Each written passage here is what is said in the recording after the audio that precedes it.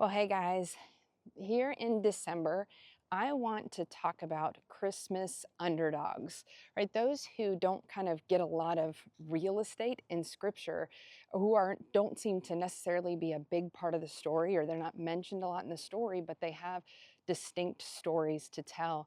And so today I want us to look at Joseph a little bit. Now, Joseph, the father of Jesus, if you look, he's really only referenced by name a handful of times in scripture. He's referred to more than that, but really only mentioned 5 times. So we don't see him have a lot of real estate in the story.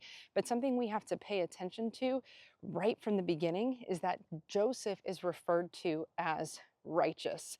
And we really need to pay attention to this because in scripture, before Joseph, there are only 7 people who are referred to as righteous, right? So it's so interesting that this distinction is made when Joseph is referenced.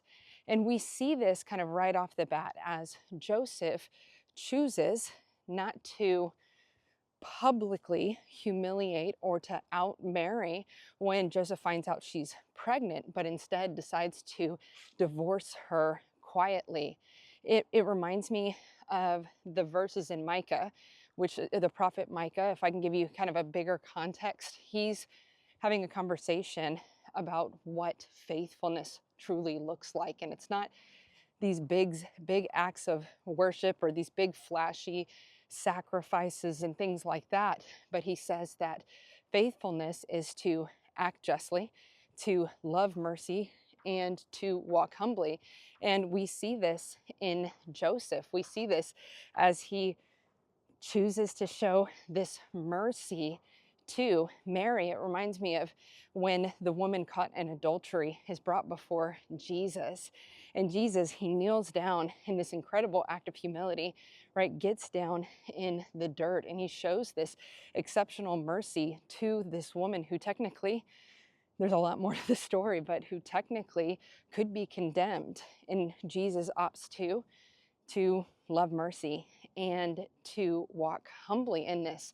And I can't help but think of this beautiful parallel as he saw his father do exactly that.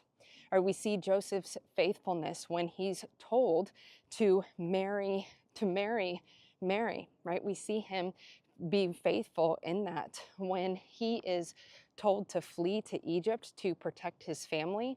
He's faithful in that. And that would have been really difficult because he was a tradesman. They didn't typically kind of pick up and move because they had an established business, but he chose to be faithful in that. In his trade, maybe we don't think about this often, but not only would Joseph have likely spoken the Hebrew and Aramaic, he likely also spoke some Greek, especially needing to go and work down in Egypt and maybe even in the Jewish communities up in Jerusalem. And so he was a diverse guy.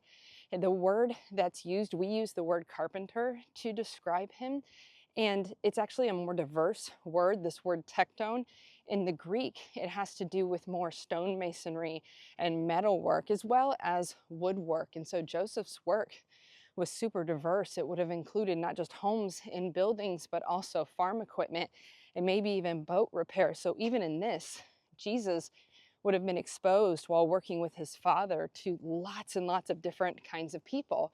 And given what we know about Joseph from other interactions, I think we can confidently say that he would have been humble and he would have been kind in working with these folks. And I think that he modeled that and he raised Jesus in this with this model of this humility, this mercy, and this righteousness as he's called. He, in working with all these different folks, like I said, Jesus was exposed to all different things. He may have even done work for, we can't say this with confidence, I don't think, but he may have even worked with tax collectors and other folks that were kind of rejected by society. But there's this beautiful parallel. It's starting to rain on me. The last parallel I kind of want to draw attention to is that Joseph, through the work of his hands and the work that he would have brought Jesus up doing, His job was to build not just kind of short-term solutions, but to build and create enduring things with his hands. And did Jesus not come to create something incredibly enduring? You know, the people wanted him to be a conqueror and to fix something kind of temporary.